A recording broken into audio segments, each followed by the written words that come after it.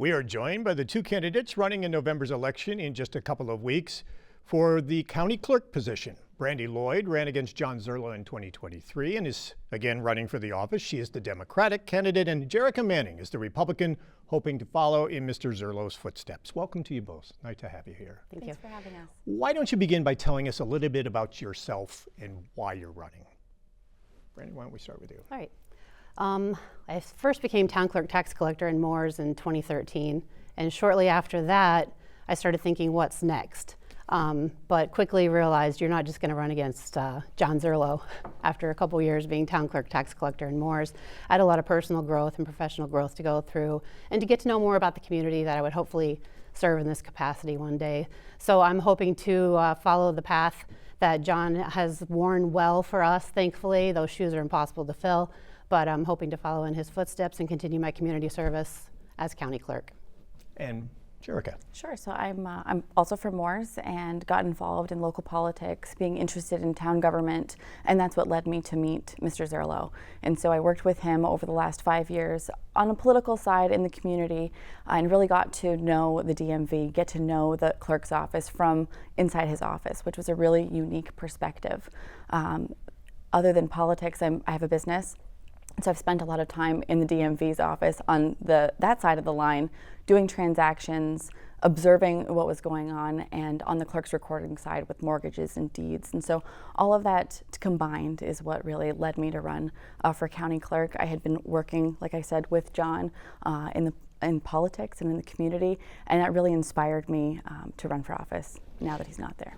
Many people know the county clerk oversees the Department of Motor Vehicles, where everyone gets their vehicles registered, their license plates, their driver's licenses. In addition to that, though, there is so much more. Give us an idea of what all the county clerk's office does, all the records kept there, all the services that are provided. Jerika, we'll start Absolutely. with you. So some people don't know that the clerk's office is where the DMV is part of the DMV. And so as I've been speaking to people, knocking on doors, telling them that really opens up the conversation because they don't realize who it is that's in charge of the DMV ultimately. On the clerk's recording side, there are a really long list of tasks that the clerk is responsible for. Like you mentioned, record keeping, deeds, pistol permit applications, the notary, keeping track of all of the notaries in the county. They are the records holder, the clerk for the Supreme Court and other courts in the county. So there's a long list of tasks that the clerk is responsible for. But of course, like you said, the DMV is the one that is most noted. And I think that's what most people know, but Brandi, yeah, there is so much more to the office, and so that entails a lot more than simply the DMV. Oh, definitely. I was introduced to it even more when I ran 2 years ago for the position, just the official record keeper. So it's an important position to have everything in place for the future us. I always say that at the Board of Elections, it's good for us to keep good notes, keep records, because future us, so when we're gone, they'll wonder or not have to wonder why we did that or where those deeds are, where the mortgages for our parents. So it's really important to keep everything in place.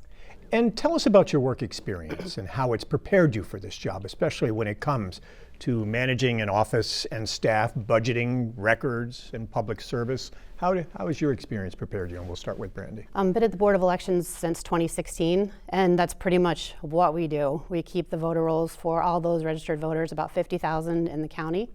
Keep those up to date. There's various tasks we do throughout the year to make sure that we know where the voters are, so where they should be voting. Changing parties, changing names, changing addresses, we keep all that in track.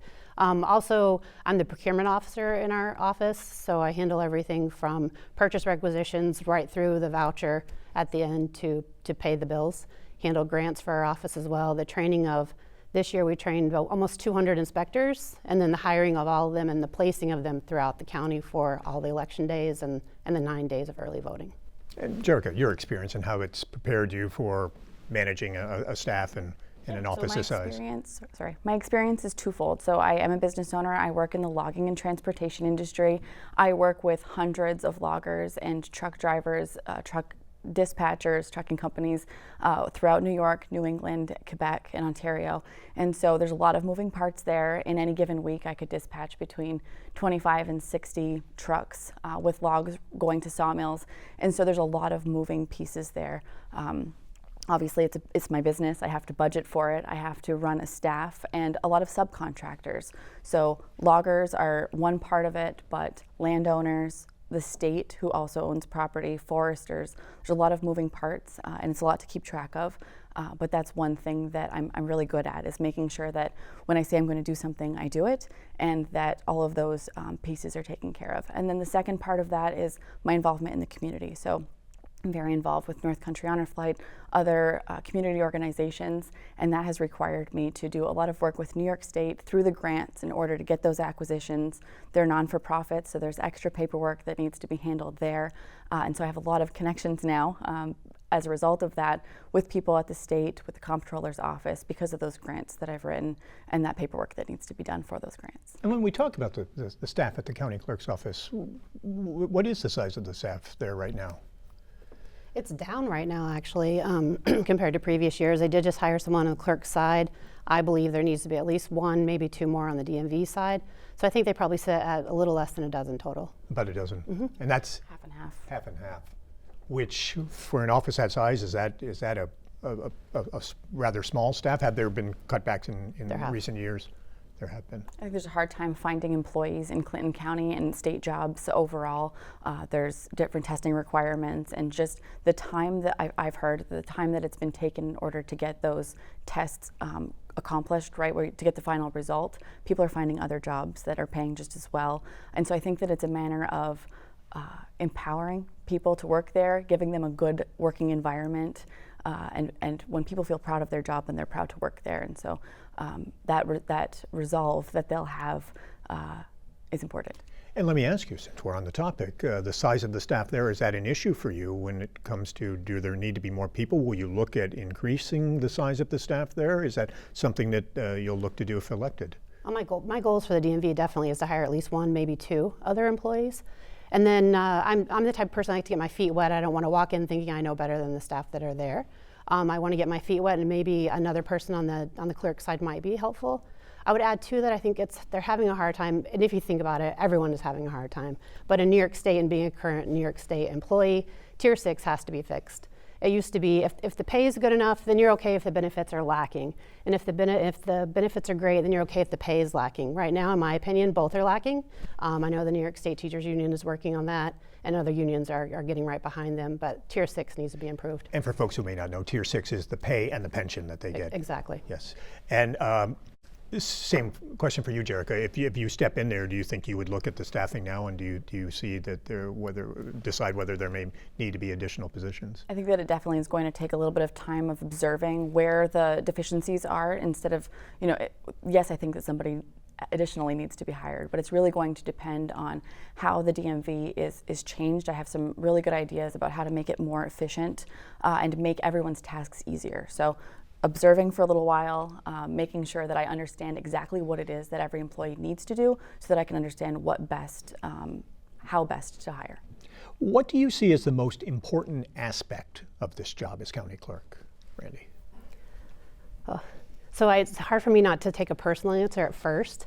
I definitely look forward to focusing, or have the public maybe focus more on the DMV and the organ donation side. Having received an organ from my husband from a living donor, a kidney, back in 2018, I would love to focus on the month of May for organ donation, and any other time that we can bring light to that. So that's a personal goal. I think it's always a good positive story and a good feel-good story. Hopefully it'll get the employees happy and to feel good about coming to work for something that helps so many people. So I'm definitely looking forward to that. And then just the community piece, just being there to help and continue to do what I do at the Board of Elections. No matter who walks in that door, you need to register to vote, change your party. In this case, you need a passport, pistol permit. You're looking to change that registration. I'm just looking forward to helping the public. And let me just follow up real quickly on the organ donation. Mm-hmm. That is where people make the decision whether to become an organ donor or have it put on their license. Exactly. That's the main way to do that. You can do that also when you register to vote. And Jerika, same question for you. What do you see as the most important aspect of the job as a county clerk? Continuing what John Zurlo did, that open door policy, being there and making sure that people feel extremely comfortable when they go into that building. There are some horror stories about waiting in line, right? Whether it's at the doctor's office or the dentist or the DMV. And I want people to feel as though when they get there, there is a team that's there that's ready to help them understand what paperwork they need to submit, what processes that they need to follow. I've said it time and time again, that building, that office was built to serve the people in Clinton County. And so whatever that means, whatever that takes, that's what my goal is going to be. And let me follow right up with that. People often complain about how much time they have to spend at the DMV, how they have to wait in line, and on occasion, poor customer service. If elected, what specific steps or goals would you set for dealing with wait times, staffing levels, and improving efficiency and customer service and satisfaction? And we'll start with you, Jerika. Sure. I would deal with it the same way I deal with everything that I do now in my business, in the community, understanding what needs to be done and then giving people the tools to do that. And so whether that's the customers who are coming, the citizens that are coming to get their paperwork done, making sure that they understand what they need to have before they get to the line, and then the tools to the employees, making sure that they are prepared to serve the community, and that if everyone's on the same page and everyone has the same understanding, then that should make everything a lot easier. And Brandi, let me ask you, if elected, what specific steps or goals would you set for dealing with wait times and staffing levels, efficiency and customer satisfaction? I'm not sure if you saw, there's a show coming out, right, called The DMV? There he is, So on there's CBS this fall, there yes. is. I think it just premiered a couple of weeks ago. Exactly, kind of funny. But there is a stereotype with DMVs, right? So I think a lot of times people go in there right away thinking, great, I know I'm not going to have the right form, I know I'm going to have to wait in line. So it's the waiting and it's informing the customers, right? So if we can break those two barriers or try our best, there'll be days that it's just busy, that happens. Some of the things I have in place, just a simple take the number system. So when you walk in the door, you'll get a number, have a seat, get on your cell phone. Maybe there'll be a TV in the waiting room that you can watch, but where you can wait comfortably. And then when your number's called, I'm hoping to instill 3 different cashiers. So there'll be one for registrations, one for plate surrenders, quick transactions, and then also wanting to have one that you can just do driver's license and IDs at. So when your number's called, excuse me, you'll be directed to the cashier that can help you best. I'd also like to look into, and I think since COVID, we've seen a lot of hybrid models in place. I know when I go to the lab for blood work, they take walk-ins and they take appointments.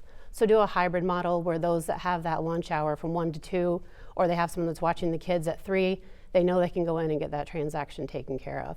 And I also am interested in looking into hiring additional staff that we talked about. I think just enhancing the appearance of the DMV would be helpful.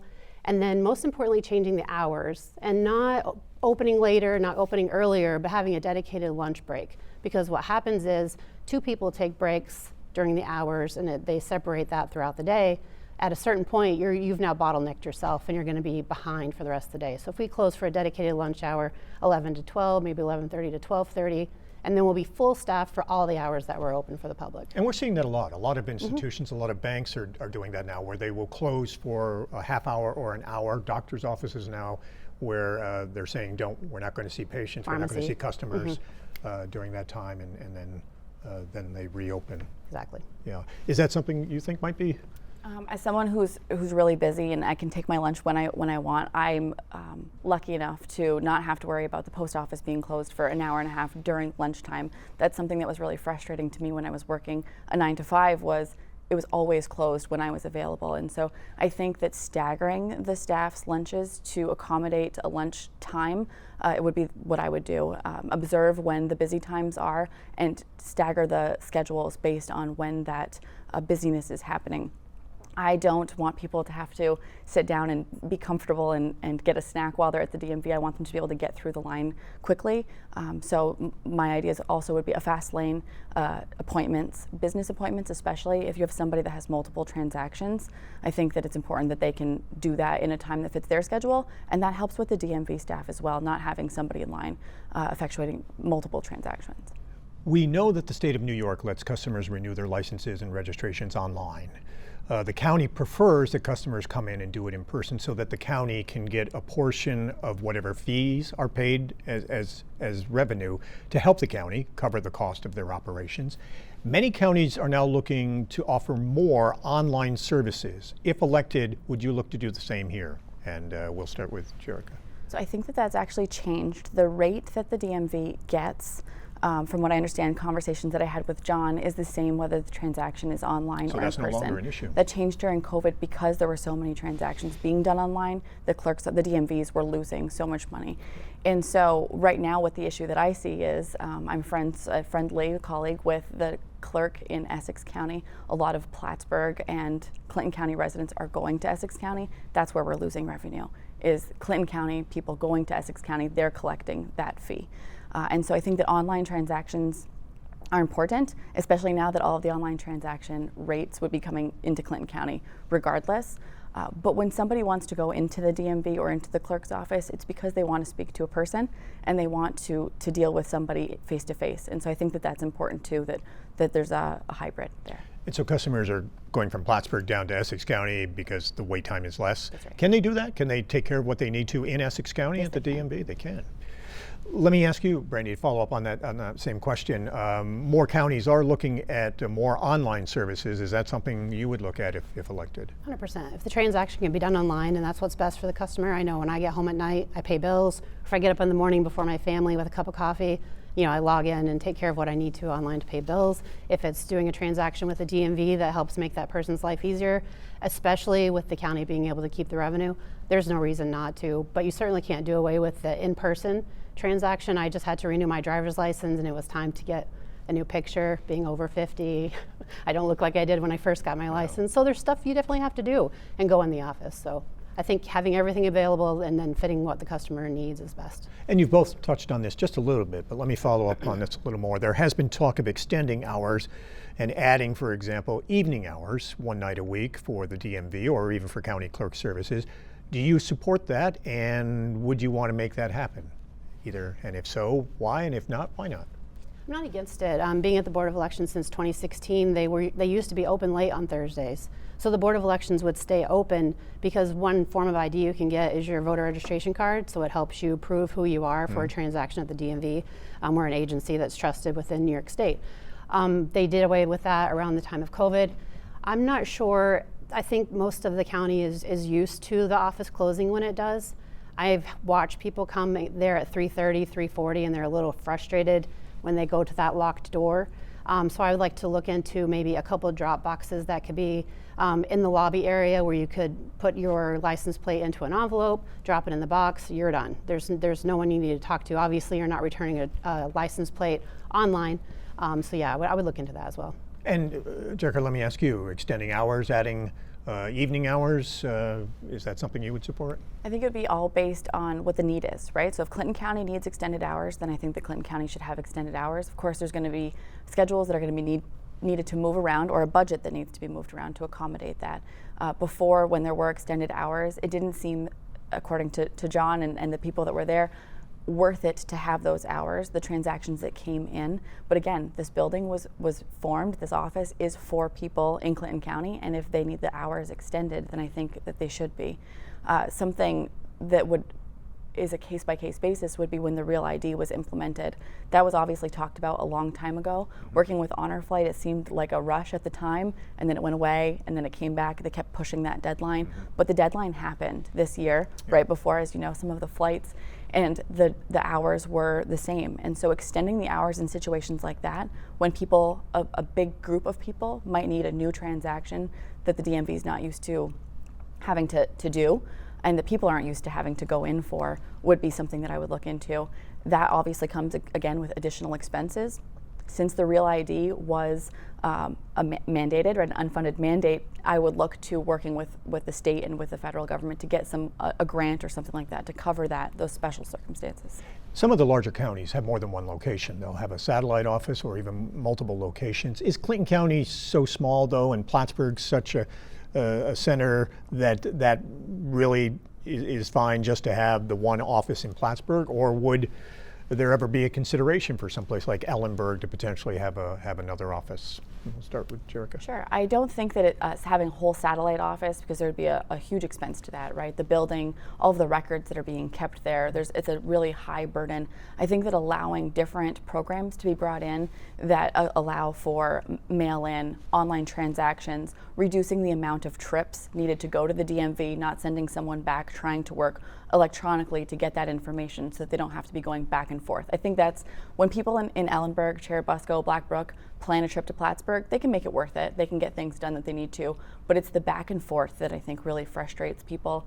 That's why I'd like to implement the ticket purchase program with the pistol permits, so that when you pass your background check and go through all of New York State laws, instead of having to go to the clerk's office to have that added to your permit, there'd be a ticket system that already exists in several counties, so that you could leave with the firearm immediately instead of having to drive to Plattsburgh for the third time and then back to the FFL. All right, Brandi, same question. I think currently Clinton County, probably the size of Clinton County, just having the one office is fine. I've spoken to a couple other county clerks, one in Warren, and they do mobilized days.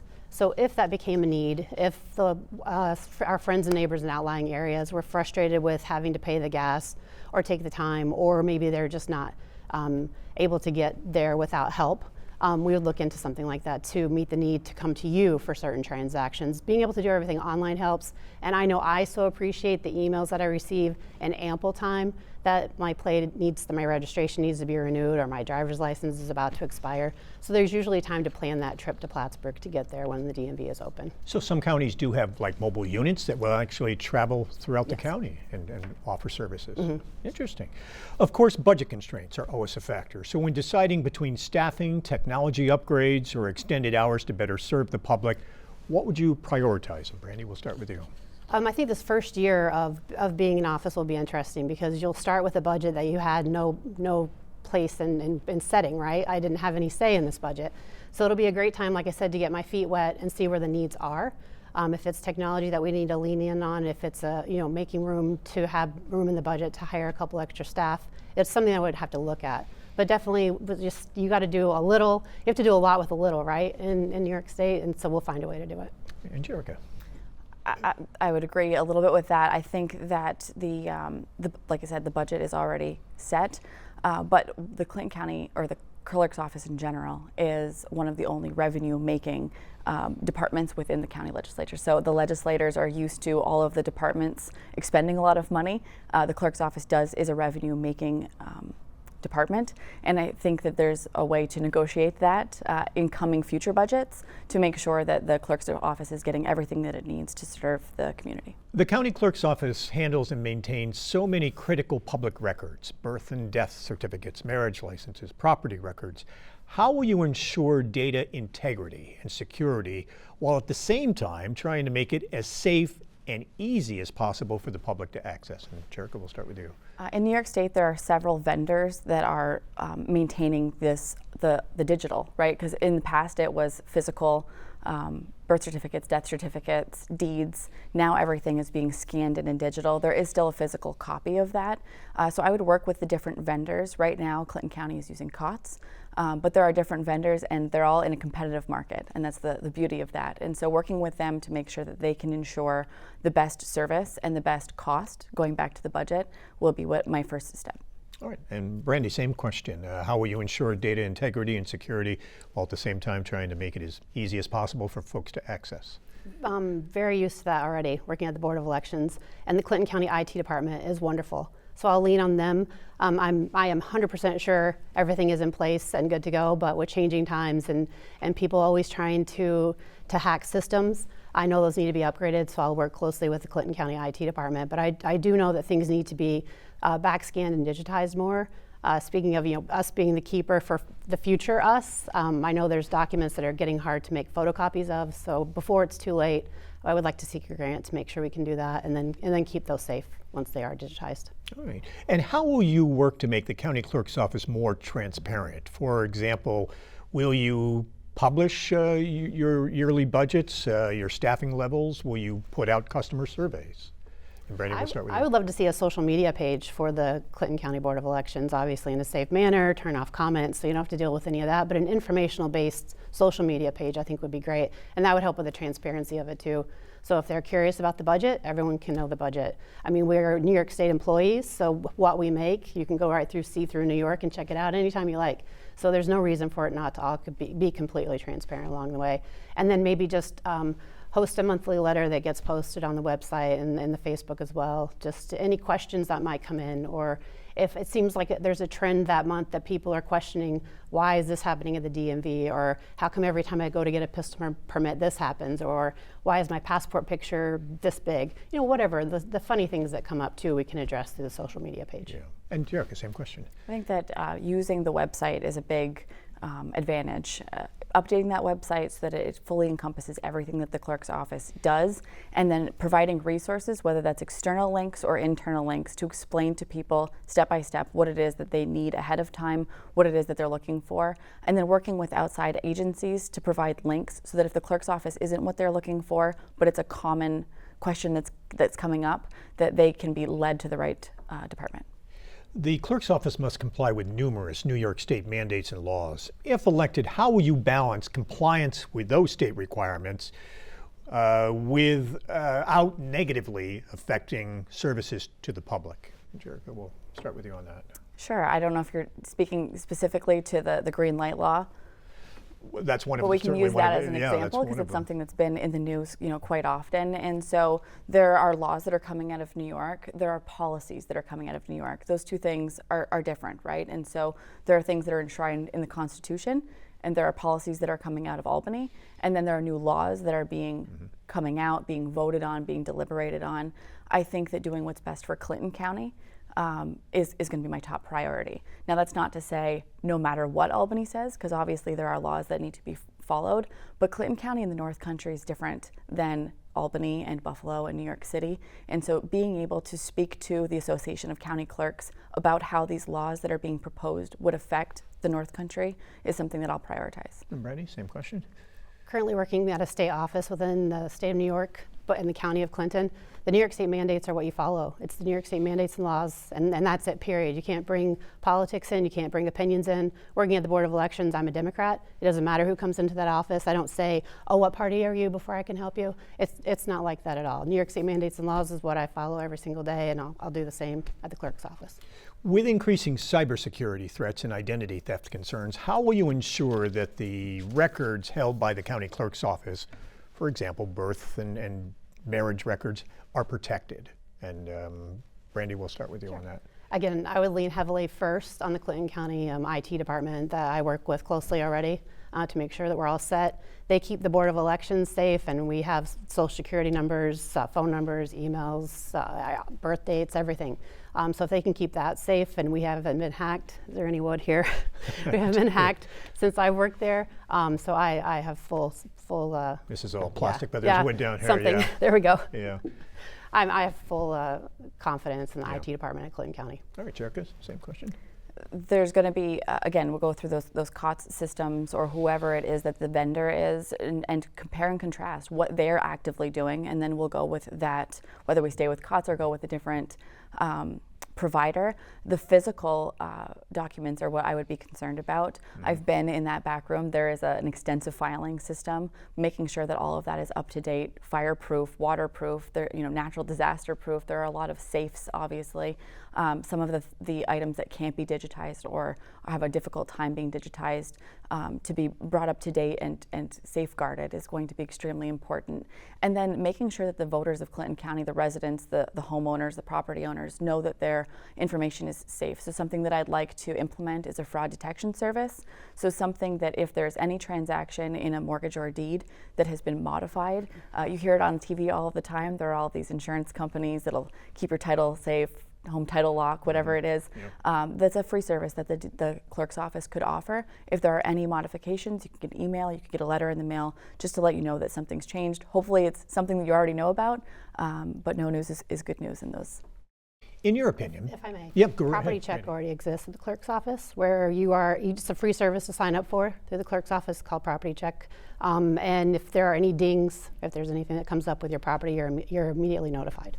And a lot of people may not know that. They see all the ads on It's pretty television new, for the couple months. services. Really? And postcards are coming in the mail, and everyone questions everything because they don't know if it's legit, right? Right. And so I think we need to do a better job of educating everyone, maybe holding a news conference or having an informational session like this, or a Facebook page would let people know, hey, it's about to drop in your box. It's called Property Check. Look at it. It's legit. If you have any questions, give us a call. Great. In your opinion, is there anything that's outdated or inefficient in the county clerk's office or the DMV that you think needs to be modernized? And if so, what specific reform would you look to implement it and modernize it? And Jerika, we'll start with you. Sure. So the New York State DMV statewide is actually going to go through an entire system change this coming February. And so I don't want to speak to any old, outdated system there's already a program in place to fix that.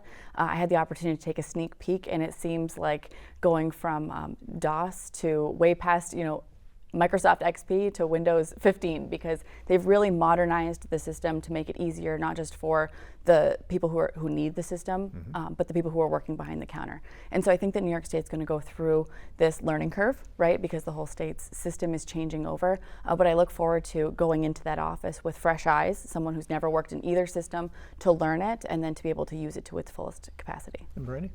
Yeah, definitely modernize where we can afford to, right? So fiscally responsible with that modernizing is 100%. If it's a New York State mandate and a new system's coming down the pipe, we'll learn that for sure. And how would you ensure that your office remains nonpartisan and fair, especially when interacting with the public and carrying out your statutory duties, given that you are running in a campaign here and as a partisan, as a political candidate? The job itself is non-political, so how do you separate the two? Yeah, I always say professionalism over politics, and I implement that at the Board of Elections and in everything that I do. You can ask anyone that comes into the Board of Elections. I help them all just the same, no matter what they're looking to do. So that's not a problem with my mindset. That's who I am and what I do every single day. So absolutely. And Jerika? I learned from the best. And so John Zurlo was very involved in politics for decades, but when he went to work, he was the county clerk, and that will be my goal, to fill those shoes, as we've said, which seems like an impossible task, but I think that I learned from him how to keep that door open and serve everybody. I do it in my business. I do it in the community organizations that I'm a part of. I don't ask veterans who fly in North Country Honor Flight what their political affiliation is, and I certainly don't fundraise for local community organizations based on their political affiliation. So I think I'm going to be perfectly capable of that. All right. Tell us some of the challenges of this job, having to navigate the complexities of complying with New York State mandates and laws, all the while remaining within the budget that we've talked about. How much of a juggling act is that? How much of a challenge?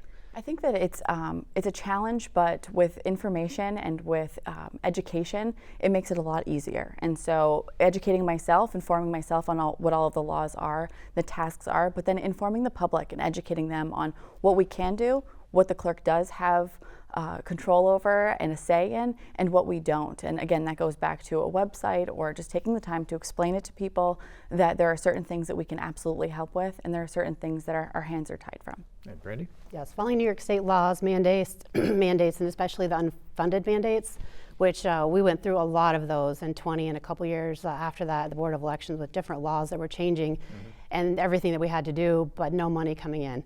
We have two budgets that I help oversee at the Clinton County Board of Elections. We have our general budget as well as a chargeback budget that each town is responsible for a portion of the charges. So it'll be interesting going to more of a revenue type budget that I look forward to being responsible for Clinton County.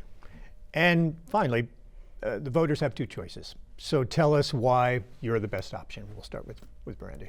And I always don't like that question. I always say that too. I know, and you know it's always we're always going to ask it. And you think I would have like a prepared answer, but that's not who I am. I have a hard time talking about myself.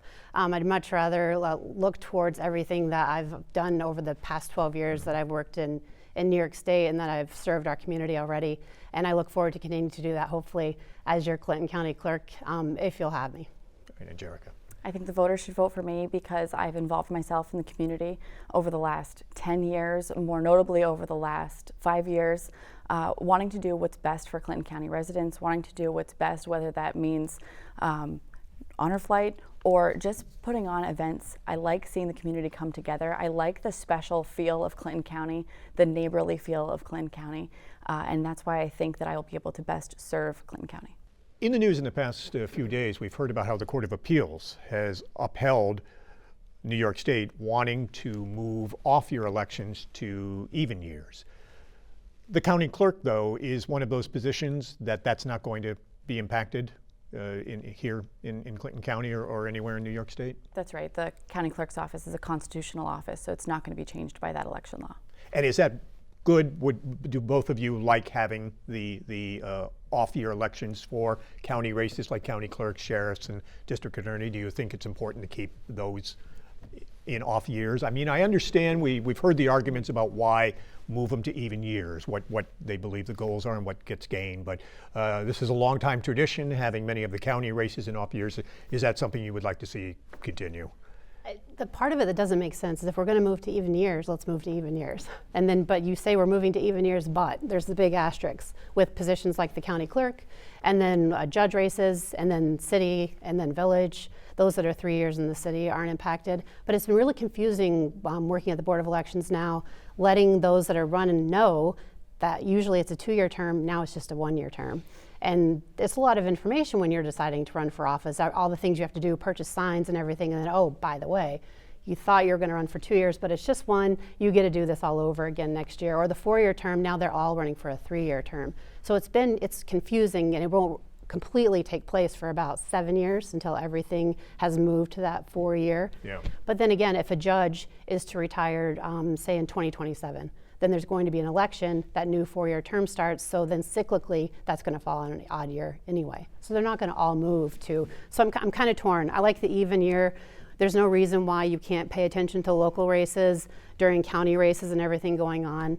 I think there's more involvement from the average voter, if you will, when there are bigger races. I know I saw it happen this year when the assembly race became a position on the ballot. So there's definitely attention that's drawn now down ballot. There's a benefit down ballot to having those races that get the spotlight. So I like it. If it's the Clinton County Legislature down the road decides to move the county clerk to fall in an even year, I would love that. One of the arguments against it, though, is that the ballot gets so full and so many races that for the local voters, that some of them may not get all the way down to the bottom, or especially if you have to flip the ballot over, there's concern that the lower you go and get into the county and the local races, that some voters may not get to them in years when they're choosing presidents and state and federal offices. There's a lot of noise, right, with those upper roles, the even year elections, we'll call them. So assembly to president, governor. We're already hearing about governor races next year. We had this resignation midterm for the assembly race. We've seen a lot of resignations midterm in Clinton County in the last couple of years. And so those are always going to be exceptions. There's still going to be a full election. It's still going to cost just as much, but that noise still stays there. And so I've really enjoyed working with local candidates, campaigning alongside town supervisor candidates and new people that are getting involved. I think that's really what empowers them to run, is knowing that they have a team to work with. And with all of the media attention, ad buys, yard signs that you're going to see on an even year election with all of that, I think that it really takes away from local elections, and I'm passionate about local government, and so I feel like it's taking that away from the voters, getting to really fully understand who their tax collector might be, who their town clerk or town supervisor might be, because all they're hearing about is assembly, governor, president. Yeah. Off-year elections, there can be just a few races. There is the special election in the 115th Assembly District here. Billy Jones' seat is up for grabs. But this year, there seems to be a number of races where there are two candidates running that we haven't seen in the past few years, especially, for example, for county legislature here in Clinton County. So that must be encouraging to folks to see that there are a number of people wanting to get involved in politics and get involved in public service. Yeah, absolutely. 4 of the 5 ledge races are competitive, and that's good to see, because in my years at the Board of Elections, it's not always the case. Sometimes all 5 go, they run unopposed. So this is fun this year. Yeah, and for you, you were mentioning it's nice to see so many people wanting to run. It absolutely is, and it really gives people a better understanding, right? With each council candidate or supervisor candidate, there's a family of people who are now paying attention to local elections, not just their dad or their brother, but to everybody that's on the ballot. And so I really think that it encourages people to be a little bit more cognizant about local government, how things work, why they work. If elections were closer to tax time, people might pay a little bit more attention, but it's nice to see people stepping up and running, because that's, a battle in and of itself, is to get people to commit to run, but seeing people be involved at a local level. Jerika, Brandi, thank you for taking the time to come in. We appreciate it.